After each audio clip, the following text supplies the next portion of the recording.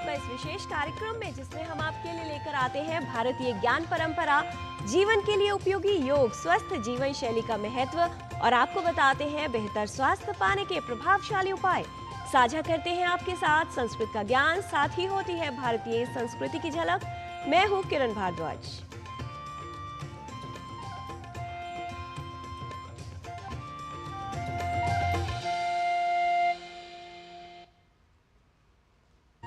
जीवन में जो विजेता होते हैं, जो बड़े कार्य करते हैं, वो कुछ अलग कार्य नहीं करते, बल्कि कार्यों को करने का अलग तरीका निकालते हैं। समय का सदुपयोग करते हैं, समय का महत्व समझते हैं। लेकिन कुछ लोग ऐसे भी होते हैं जो समय निकल जाने के बाद उसके महत्व को पहचान पाते हैं। लेकिन यदि समय का महत्व समय निकलने के बाद पहचाना जाए तो वो समय की कद्र नहीं, बल्कि पश्चाताप कहलाता है। इसलिए समय का सही उपयोग करने के लिए आवश्यक है समय का सही ज्ञान, पहचान और सम्मान।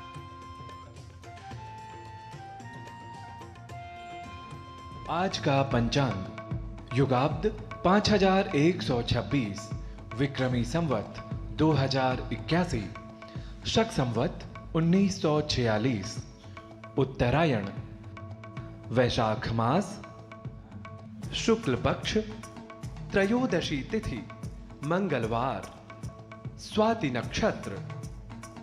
आज का दिन मंगलमय हो। बहुत से लोग कई कार्य करने की इच्छा रखते हैं, लेकिन कार्य कर नहीं पाते, क्योंकि वास्तविकता यह है कि इच्छा करने से कुछ नहीं होता, निर्णय लेने से कुछ हो सकता है, लेकिन निश्चय और प्रयत्नशील रहने से सब कुछ संभव हो सकता है। और हमारे निश्चय को सुदृढ़ता और शक्ति प्रदान करते हैं सकारात्मक विचार। तो आइए देखते हैं आज का सुभाषित। जरा जीर्णानि रूपाणि रोगार्तानि वपुंषि च आयुंषि काललीढानि दृष्ट्वा कस्य भवेन्मदः। जरा अर्थात बुढ़ापे से जीर्ण रूप को, रोग से क्षीण शरीर को और काल से ग्रस्त आयु को देखकर भला किसे स्वयं पर अभिमान बचा रह सकता है। अर्थात इस नश्वर संसार में अभिमानी होना निरी मूर्खता ही है।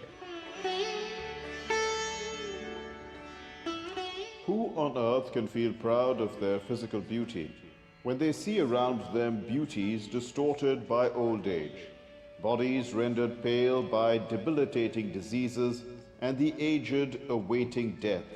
In this fragile world, it is sheer foolishness to feel proud of one's physical possessions. शिक्षा व्यक्ति के जीवन का आधार है, उसके जीवन को दिशा प्रदान करती है और सही मार्गदर्शन देती है। प्राचीन काल से ही हमारे देश में शिक्षा का महत्वपूर्ण योगदान रहा है। गुरुकुल शिक्षा की बात की जाए तो गुरुकुल शिक्षा व्यवस्था को एक विशेष महत्व दिया गया है। इसी प्रकार से शिक्षा व्यवस्था निर्मित की गई। प्राचीन काल से गुरुकुल वैदिक परंपरा के अनुसार ही शिक्षा प्रदान की जाती थी और इसीलिए भारत को शिक्षा के क्षेत्र में विश्व गुरु भी माना जाता है। आज इस विशेष प्रभाग में देख लेते हैं गुरुकुल शिक्षा के महत्व को दर्शाती हमारे सहयोगी नारायण दत्त मिश्र की ये विशेष प्रस्तुति।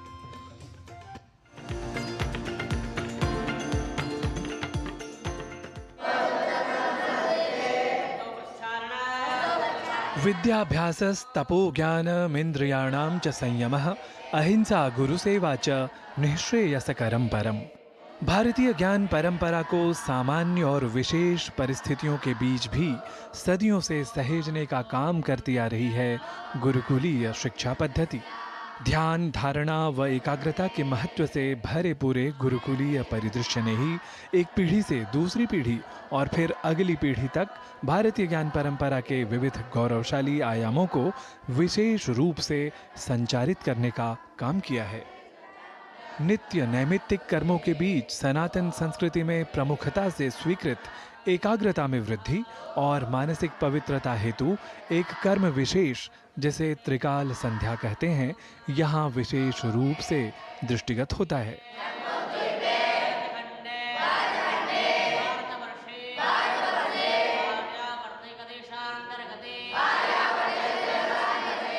संध्या वंदन जो किया जाता है वो त्रिकाल संध्या वंदन किया जाता है।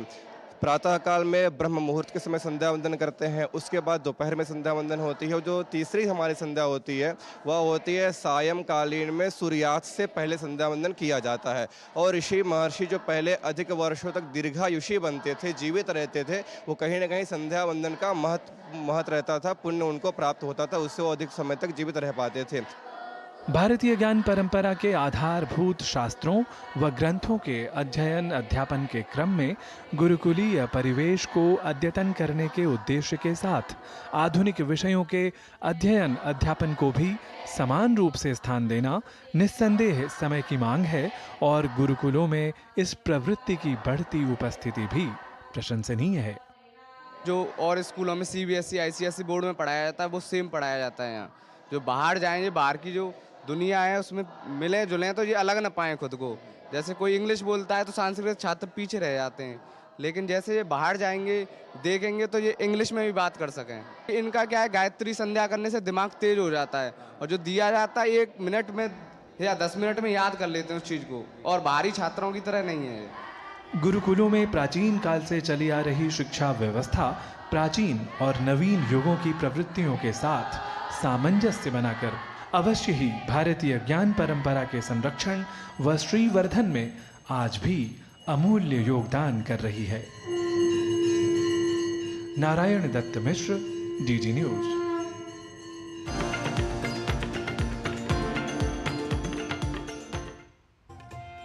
जिस प्रकार शिक्षा का प्रवाह जीवन को विस्तार देता है, ठीक उसी तरह रक्त प्रवाह हमारे पूरे शरीर में ऑक्सीजन का संचारण करता है।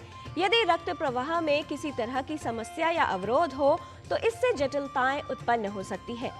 नॉन हीलिंग अल्सर्स यानी ठीक न होने वाले अल्सर एक ऐसी स्थिति है जिसकी वजह से व्यक्ति को कई जटिलताएं होती है।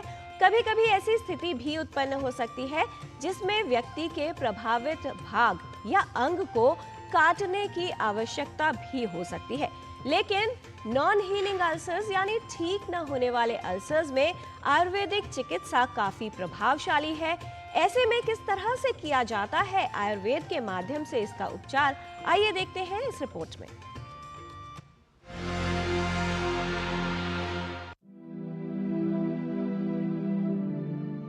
नॉन हीलिंग अल्सर यानी ठीक ना होने वाले अल्सर एक स्थिति है जो चुनौतीपूर्ण साबित हो सकती है। वरन या अल्सर का ठीक होना शरीर की एक प्राकृतिक प्रक्रिया है। अल्सर को दोष दुष्टि और विभिन्न सूक्ष्म जीवों से बचाया जाना चाहिए जो घाव भरने के प्राकृतिक क्रम में बाधा उत्पन्न करते हैं, जिसकी वजह से घाव या अल्सर का भरना मुश्किल हो जाता है और अल्सर ठीक नहीं होते। नॉन हीलिंग अल्सर्स जो 6 हफ्ते में किसी का व्रण अगर भरता नहीं है तो उसको नॉन हीलिंग अल्सर्स कहते हैं। जिसके लक्षण होते हैं उसमें से कंटिन्यूस पस डिस्चार्ज होना, पूयस्त्राव होना, उसमें से दुर्गंधता आना, खून रिसना, पानी उसमें से रिसना और बार बार इन्फेक्शन होना। इसके वजह से रुग्ण की जो लाइफस्टाइल है वो बहुत ही ख़राब हो जाती है। बहुत बार पैर काटने की सलाह दिया जाता है, लेकिन हम लोग आयुर्वेद की औषधियों द्वारा हम लोग इसको बचा सकते हैं। यदि मधुमेह होने का संदेह हो, बार बार पेशाब आना, प्यास लगना, तीव्र भूख लगना, असामान्य वजन कम होना या बढ़ना, थकान और दृष्टि का धुंधला होना, ऐसे लक्षण हो या फिर कोई घाव जो ठीक ना हो रहा हो, ऐसे असामान्य लक्षण होने पर तुरंत विशेषज्ञ को दिखाना चाहिए। सबसे इम्पोर्टेंट एक कारण है वो है प्रमेह, इसका मतलब डायबिटीज़। जो डायबिटीज़ में अल्सर्स होने का कारण ये होता है कि उनको पेरिफेरल वैस्कुलर डिसीज़ हो जाते हैं, जिसमें कि रक्तवाहिनी जो है ब्लड सप्लाई उसका कम हो जाता है। इसके कारण डायबिटीज़ में नॉन हीलिंग अल्सर्स होने के कारण ज़्यादा होते हैं। इसी के साथ साथ में जिसमें ब्लड वाहिनी, रक्तवाहिनी जो है वो संकोच हो जाती है किसी किसी पेशेंट में धूम्रपान के कारण, जिसको थ्रोम्बोएंजाइटिस ऑब्लिटरेंस कहते हैं, जिसके कारण गैंग्रीनस अल्सर्स हो जाते हैं। इसी के साथ में वेरिकोज वेन्स के कारण भी अल्सर्स हो जाते हैं, जो कि अल्सर्स भरते नहीं है। और भी बहुत बार इन्फेक्शन, अंडरलाइंग इन्फेक्शन होता है, जिसके ऑस्टियोमाइलाइटिस जैसे रोग होते हैं कि जिसमें अंडरलाइंग इन्फेक्शन बोन में, हड्डियों में रहता है। ठीक न होने वाले अल्सर के कई कारण हो सकते हैं। Non healing ulcer, pressure ulcer, venous ulcer या मधुमेह रोगियों में होने वाले अल्सर हो सकते हैं। मधुमेह रोगियों में ठीक न होने वाले अल्सर काफी देखे जाते हैं। आयुर्वेद में प्रचलित आयुर्वेद के प्राचीन और समय परीक्षित उपचार भी ऐसे अल्सर को ठीक करने में उपयोगी है। आचार्य सुश्रुत भारतीय शल्य चिकित्सा के जनक, जिन्होंने शास्त्रीय ग्रंथ सुश्रुत संहिता में अल्सर का विस्तार से वर्णन किया है और उसके लिए उपचार भी बताए हैं। सुश्रुत द्वारा वर्णित घाव भरने की प्रक्रियाएं आज भी काफी उपयोगी सिद्ध होती है।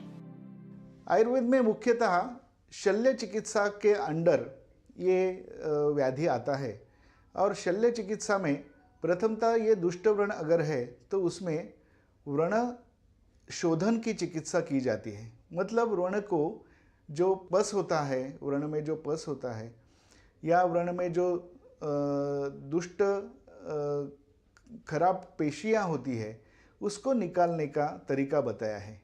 इसके लिए अनेकविध शस्त्र कर्म का उपयोग भी किया जाता है। इसी के साथ साथ में वनस्पति, कुछ वनस्पति से बनाए हुए तेल, औषध, घृत, घी और कल्क, इसका मतलब लेप, ये लगाने के बाद वो व्रण शुद्ध हो जाता है। ये व्रण शुद्ध होने के बाद उसमें रोपण, व्रण रोपण किया जाता है। मतलब व्रण घाव भरने के लिए जो आवश्यक दवाइयाँ है वो उसमें लगाई जाती है। व्रण को धोना, वो काढ़े से हम लोग धोते हैं। इसके साथ साथ में आयुर्वेद में जलौकावचारण, इसका मतलब लीच एप्लीकेशन, इसका बहुत ही उपयोग माना गया है। लीच एप्लीकेशन के वजह से वहाँ पे रक्त पुरोठा, जो ब्लड सप्लाई है, वो बहुत अच्छी तरह से हो जाता है। लीच एप्लीकेशन के बाद अगर स्किन ग्राफ्टिंग किया जाए तो लगभग 90% रुग्णों में ये स्किन ग्राफ्ट जो है वो एक्सेप्ट होता है। नॉन हीलिंग अल्सर्स के लिए आयुर्वेद में लीच थेरेपी का प्रयोग किया जाता है। न भरने वाले अल्सर के लिए लीच थेरेपी काफी उपयोगी है। लीच थेरेपी के उपयोग से प्रभावित स्थान में सूजन और दर्द कम होता है, नस में रक्त का थक्का नहीं बनता और व्यक्ति को लक्षणों में सुधार महसूस होता है। एक व्यवस्थित मूल कारण निदान और प्रबंधन ठीक न होने वाले अल्सर में काफी उपयोगी सिद्ध हो सकता है। सही उपचार से नॉन हीलिंग अल्सर्स की जटिलताओं को कम किया जा सकता है और व्यक्ति में लक्षणों में सुधार साफ देखा जा सकता है। यदि आप भी ऐसे किसी घाव या अल्सर से प्रभावित हैं जो बार बार हो जाता है या काफी समय से ठीक नहीं हो रहा, तो आप एक विशेषज्ञ को दिखाएं और उसका सही उपचार करवाएं। आयुर्वेद में नॉन हीलिंग अल्सर्स के लिए काफी प्रभावशाली उपचार के विकल्प है, जिनसे इन अल्सर से होने वाली जटिलताओं से बचाव किया जा सकता है। किरण भारद्वाज, डीडी न्यूज।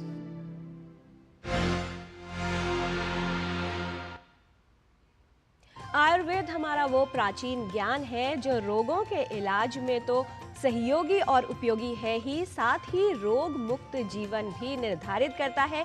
यदि आयुर्वेद का पालन करके हम अपने जीवन को चलाते हैं तो बहुत से रोगों का खतरा कम होता है और स्वास्थ्य भी बना रहता है। स्वास्थ्य ठीक रखने के लिए प्रतिदिन छोटे छोटे उपाय अपने दैनिक चर्या में शामिल करने की आवश्यकता होती है और योग भी इसके लिए एक महामंत्र माना गया है।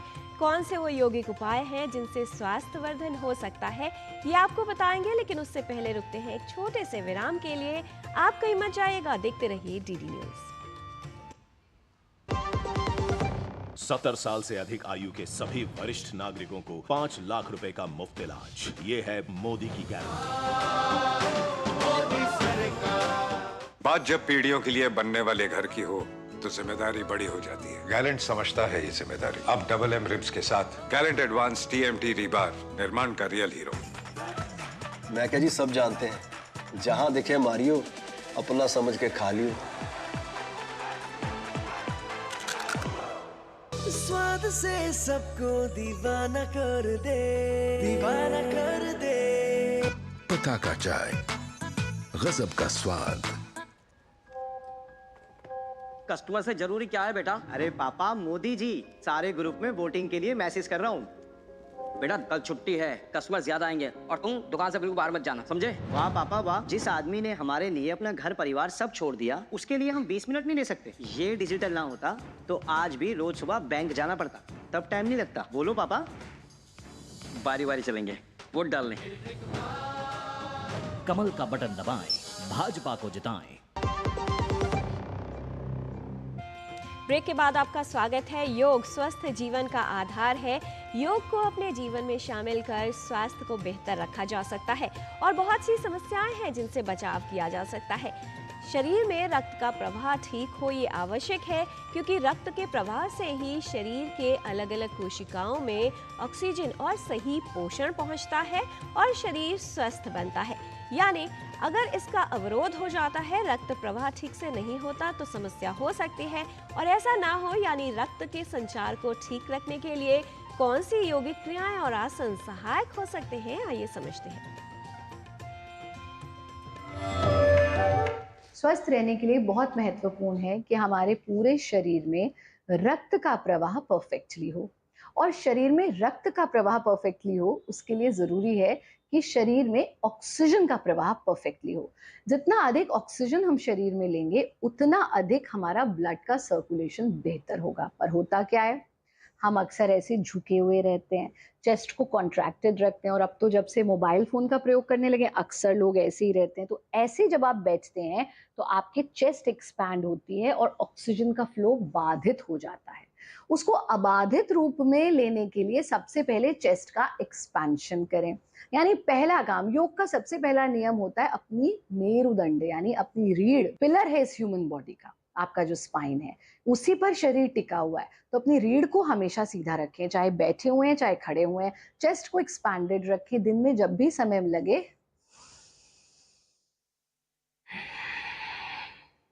इस तरह से डीप ब्रीदिंग कर लें। फिर ब्लड के सर्कुलेशन को ग्रेविटेशनल फोर्स की वजह से वो अक्सर नीचे की तरफ रहता है। हालांकि हमारी शरीर की संरचना ऐसी है कि अगर हम प्राकृतिक जीवन जीते हैं तो रक्त का संचार शरीर में होने लगता है, लेकिन फिर भी अभी जीवन तो प्राकृतिक आप नहीं जी रहे ना, बहुत सारे आर्टिफिशियल तरह की जीवन जी रहे हैं, आर्टिफिशियल सराउंडिंग्स में रहते हैं। तो हमको पॉपुलर क्रिया करनी है विच इज घर्षण क्रिया। घर्षण क्रिया में रात्रि में सोने से पहले आप इसे करें, ये बहुत लाभकारी क्रिया है और आपके हर रोग का निवारण इसमें छुपा और प्रत्येक व्यक्ति इसे कर सकता है। थोड़ा सा नारियल का तेल लीजिए और अपने हाथों में लेकर के सबसे पहले अपने हाथों को इस तरह से घर्षण करते रहिए।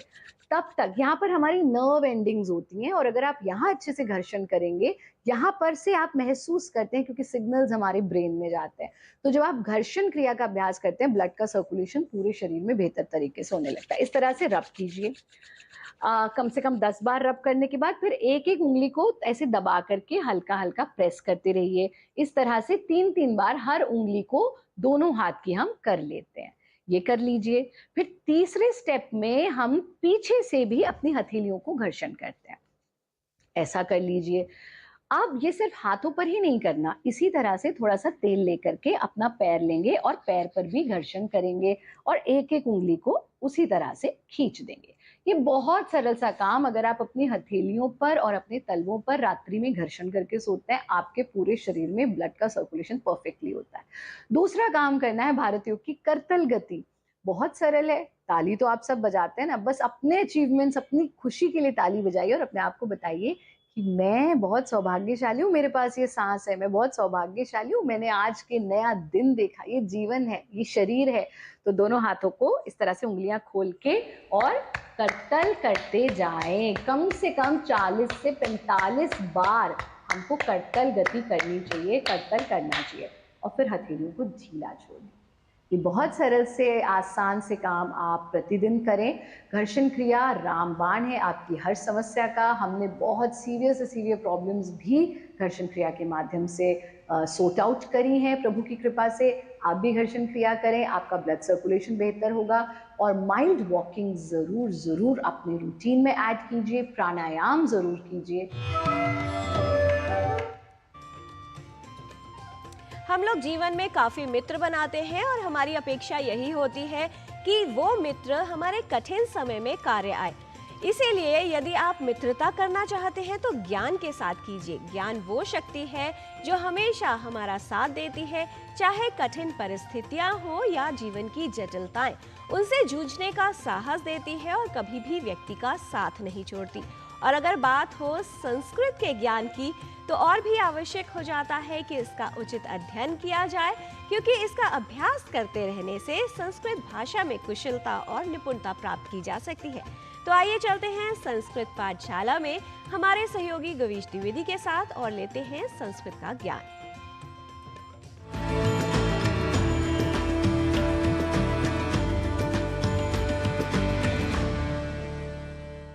नमो नमः मित्राणि। संस्कृत पाठशालायाः एतस्यां कक्षायां भवतां सर्वेषाम् अपि स्वागतम्। मम नाम गवीशः। हम अपने पिछले अंक में मध्यम पुरुष के कुछ क्रिया रूपों और कर्तृपदों के साथ वाक्यों का अभ्यास कर रहे थे। आइए अभ्यास के इसी क्रम को बढ़ाते हैं आगे और बनाते हैं कुछ और नई क्रियाओं के साथ नए वाक्यों को। वाक्य है तुम ले जाते हो। इसके लिए संस्कृत वाक्य हमने बनाया था त्वम नयसि। त्वम नयसि, तुम ले जाते हो। इसी वाक्य का द्विवचन रूप यदि बनाना हो तो वाक्य बनेगा युवाम नयथः। युवाम नयथः अर्थात तुम दोनों ले जाते हो। और इसी का बहुवचन रूप बनेगा यूयम नयथ। यूयम नयथ अर्थात तुम सब ले जाते हो। मित्रों, अब मेरे साथ साथ आप सभी को भी अभ्यास करना है और मध्यम पुरुष के तीनों वचनों में वाक्य बोलने हैं। अग्रिम वाक्य देख लेते हैं। तुम याद करते हो, तो इसका एक वचन रूप बनेगा त्वम स्मरसि। त्वम स्मरसि। इसी का द्विवचन रूप यदि बनाना हो तो कहेंगे युवाम स्मरथः। युवाम स्मरथः अर्थात तुम दोनों याद करते हो। और बहुवचन में यूयम स्मरथ। यूयम स्मरथ। अग्रिम वाक्य ले लेते हैं। तुम बोलते हो, त्वम वदसि। यह एक वचन रूप। युवाम वदथः यह द्विवचन रूप। और यूयम वदथ यह बहुवचन रूप। यूयम वदथ अर्थात तुम सब बोलते हो। अग्रिम वाक्य है इसी प्रकार तुम इच्छा करते हो। त्वम इच्छसि यह एक वचन रूप हुआ। इसी का द्विवचन रूप होगा युवाम इच्छथः। और बहुवचन रूप बनेगा यूयम इच्छथ। अग्रिम वाक्य है तुम गिरते हो। त्वम पतसि यह एक वचन रूप। युवाम पतथः। युवाम पतथः तुम दोनों गिरते हो, यह द्विवचन में। और यूयम पतथ यह बहुवचन रूप बनेगा। इसी प्रकार तुम नृत्य करते हो, तुम नाचते हो। त्वम नृत्यसि। युवाम नृत्यथः। यूयम नृत्यथ तुम सब नृत्य करते हो। त्वम जिघ्रसि तुम सूंघते हो। युवाम जिघ्रतः। यूयम जिघ्रथ यह बहुवचन रूप हुआ। त्वम ध्यायसि तुम ध्यान करते हो, यह एक वचन। युवाम ध्यायथः यह द्विवचन। और यूयम ध्यायथ यह बहुवचन रूप बना। इसी प्रकार यदि हमें कहना हो तुम मिलते हो तो कहेंगे त्वम मिलसि। युवाम मिलथः तुम दोनों मिलते हो। यूयम मिलथ तुम सब मिलते हो। मित्राणि, ये कुछ वाक्य हमने बनाए। इसी प्रकार के कुछ और वाक्य जो आपके मन में हो आप सोशल मीडिया के माध्यम से अवश्य लिखिए।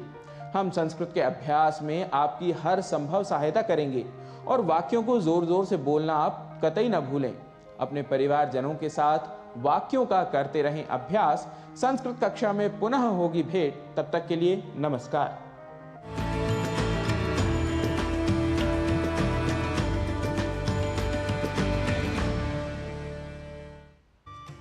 जीवन को ऊर्जावान बनाए रखने के लिए आवश्यक है कि जीवन में कुछ नया सीखते रहें और जो सीख रहे हैं उसका अभ्यास करते रहें, क्योंकि यदि दृढ़ निश्चय किया जाए तो असंभव से असंभव लक्ष्य भी प्राप्त किया जा सकता है। कोई भी छोटे से परिंदे को देखिए जो अपने परों पर विश्वास रखकर ऊंचाई की उड़ान तय कर लेता है। ठीक उसी तरह जिस तरह स्थिर चट्टानें जीवन में तूफानों का रुख मोड़ देती है, इसलिए हवा के सहारे न उड़, क्योंकि हवा जो है उसके सहारे तो पतंगे उड़ा करती है। यदि आप भी अपने जीवन में कुछ बेहतर करना चाहते हैं, एक ऐसा लक्ष्य तय कीजिए और उसको प्रयत्न करते रहिए प्राप्त करने के लिए, क्योंकि सफलता पाने के लिए दृढ़ निश्चय और निरंतर प्रयासशील रहना, प्रयत्न करते रहना आवश्यक है। जीवन में कुछ एक अच्छा कार्य प्रतिदिन कीजिए, प्रसन्न चित्त रहिए और दूसरों के लिए सहयोगी बनिए, उपयोगी बनिए। आज के कार्यक्रम में इतना ही। हमारी पूरी टीम को दीजिए अनुमति। नमस्कार।